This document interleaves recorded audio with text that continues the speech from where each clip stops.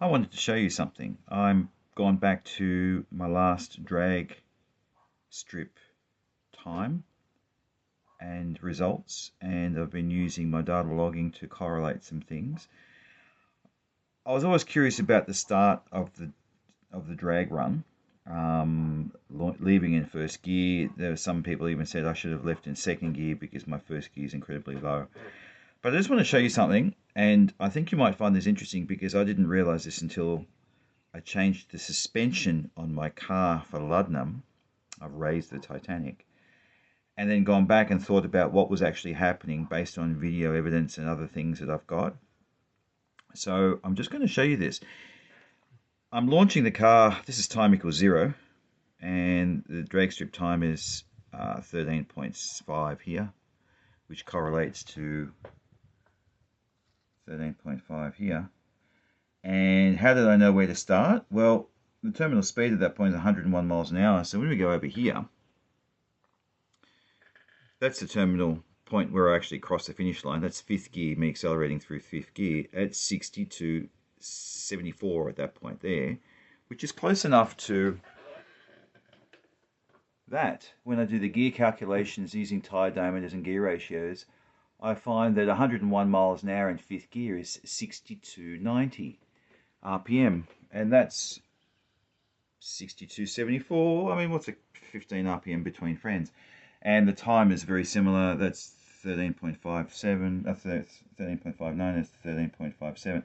Look, that to me is pretty close. I don't think you need to worry about that. So that's basically for me from takeoff.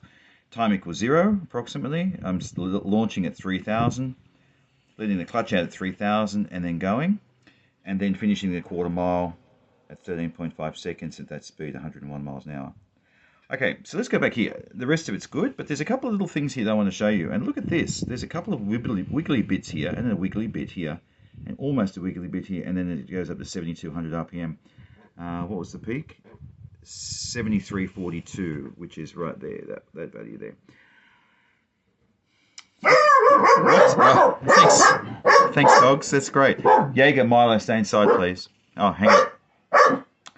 I'll just close the door. I'll be a second. Who's out here? Anybody? Oh, look, Smarty.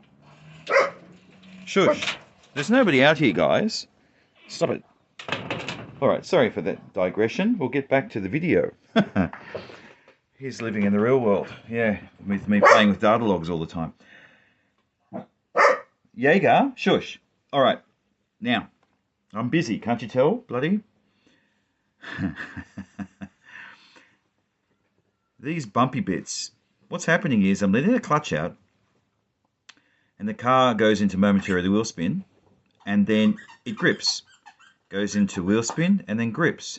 Goes into wheel spin and then grips and then carries up, and then goes into wheel spin and then grips and goes up again and almost wheel spin and then goes to the top. So we've got how many times? We've got quite a few times. We've got 3 or 4 times when there's wheel spin occurring in that first release of the clutch. You know why that's happening? Is because there's no travel between the body and the bump stops on the rear housing, and because of the launch and so much acceleration and the backward thrust of all the weight transfer.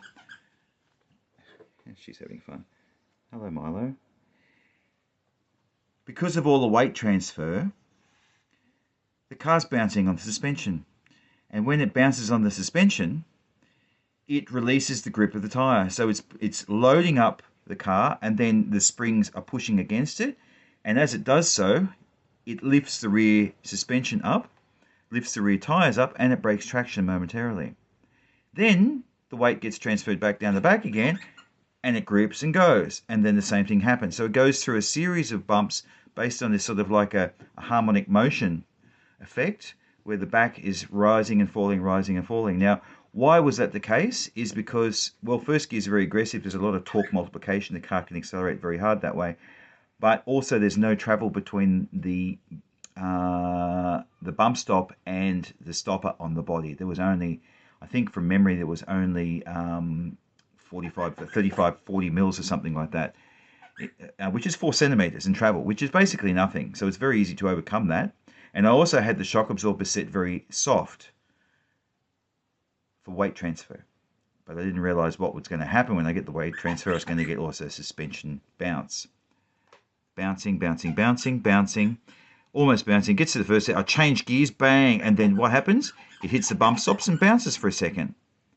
Lifts up, wheel spins, and then grips and goes. And not only into second gear, but it also does it momentarily in third gear as well. Because you don't see it in fourth and you don't see it in fifth because they don't have enough torque multiplication for that to happen. So we're losing time. Every time it lifts the wheels off the ground and starts to wheel spin, we're losing time. Time continues to travel at a constant, but my acceleration is not at a constant. So you could argue if that was the case here, and without that time delay and then that little hiccup there, that line there would actually join onto that, and that point there would be closer there, which means that by the time I get to the end of the quarter mile, the car would be quicker. I think. There's a lot to test. I've actually got a dyno graph that's also shown great increases. That was what it was to produce this. The red line now indicates what I have. I'll move the ruler.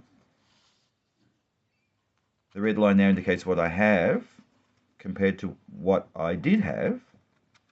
So not only have we changed the suspension settings to hopefully combat this element, we might get one bounce, if any, but we've also increased the mid-range to top end. So anything from, let's have a look, anything from say that's 5,000 RPM.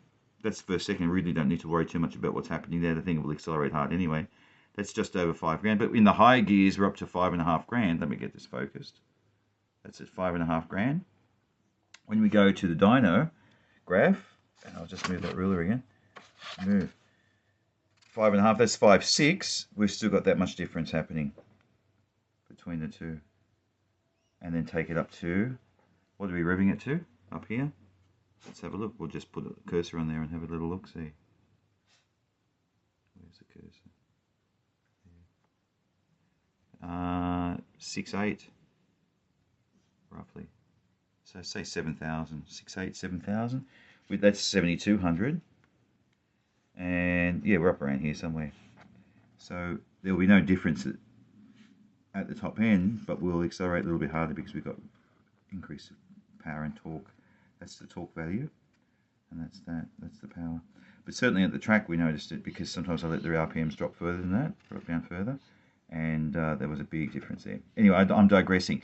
But look, at the end of the day, that there, with all of this bouncing of the suspension of the bump stops, slows you down. So let's see, next time I go to the drags, I'm going to see what it's like, and we'll do the same thing. We'll do another analysis and have a look and see what's going on. All right, thank you for your time. 8 minutes of it. And a little doggies as well. Where's Yagi? Oh, there he is. Good boy, Yagi. All the best. Okay, thanks everyone for watching. Until my next installment of crap.